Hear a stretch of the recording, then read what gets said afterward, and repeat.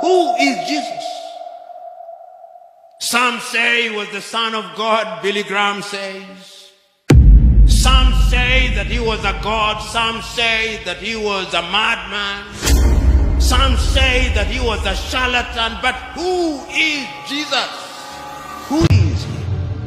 Jesus, if you do not renounce your words, we will have no choice but to follow the law of Moses.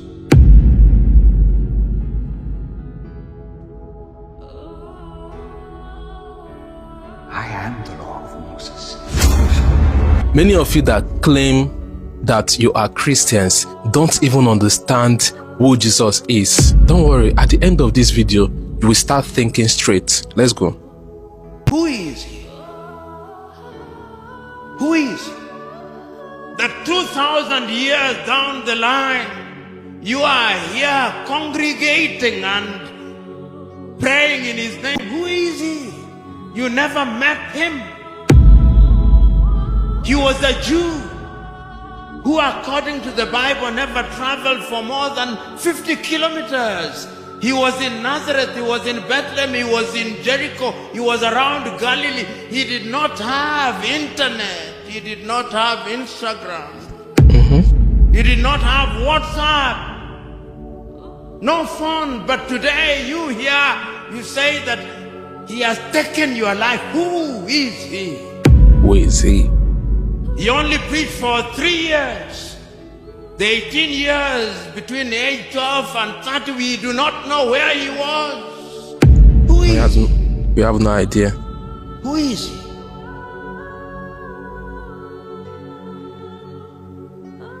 Who is he? He's mysterious. Exactly. Because God must be mysterious. You know, one of the things in the Bible that strikes me the most is the story of John the Baptist. This John the Baptist, who is Christ's cousin, the son of Elizabeth and Zachariah, says is a forerunner for Christ. And when Jesus is being baptized at the Jordan River, and Christ approaches him, and there is a dove and says, "This is my son in whom I am well pleased." This John the Baptist, when he is arrested by Herodias and he is in jail, he doubts, and he sends his 2 disciples to Christ to go and ask the following question. Go and ask of him whether he is the one or we should wait for another. You remember that? Whether he is the one or we should wait for another. And how does Christ reply? Go and tell him that the blind are seeing, that the lame are walking, that the lepers are clean, and that the message is being preached to the whole world. After that, we are not told what happens. John's head is cut and given to Salome. That is John, who saw him, who baptized him, yet he tells us by faith. He tells us, you who say, somebody says, good man, he says, why do you call me good? It is only God in heaven that is good. You remember the story of that lady who is an adulterer, an adulteress? They come and say, according to the law of Moses, she should be stoned. And Christ is writing and says, yes, those of you who are without, he amongst you who is without sin, cast the first stone. And he's looking down. And after a while he raises his head and they have all gone.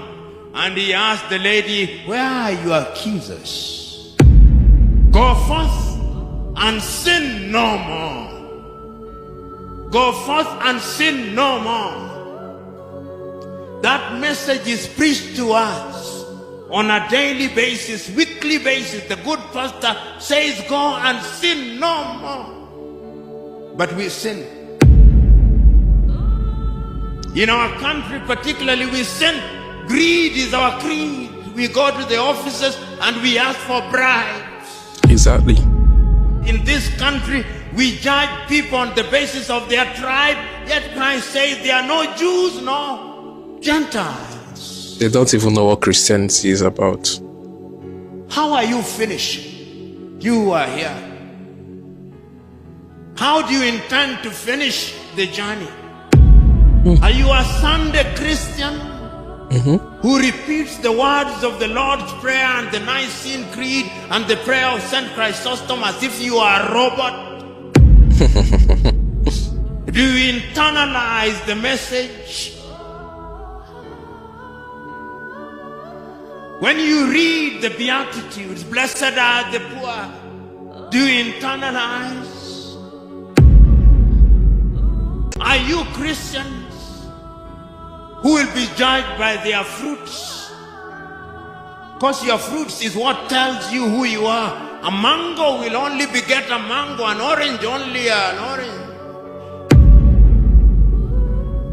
So today, I do not want to be like the Pharisees of old, who speak for too long. I want to be in keeping with Christ himself. That the message is, how do you finish? You know, when I'm traveling to Nakuru, I count the number of churches, church buildings. They have even run short of names now. Helicopter or something. Funny. When you travel to Nigeria in Africa, I call it the Jesus industry. They have converted Jesus into an industry for extortion through intimidation of people. That is not the Church of Christ. That is how I understand Christ's message, that many are called but few are chosen. That is how I understand Paul's letter to Timothy, that in the last day there shall be forms of Christianity, and there are those forms of Christianity. They have made predictions. The Millerites said that the world would end in 1844. It did not. Why were they saying it? Yet the Christ himself says, of the last days not even the sun knows. It's hidden even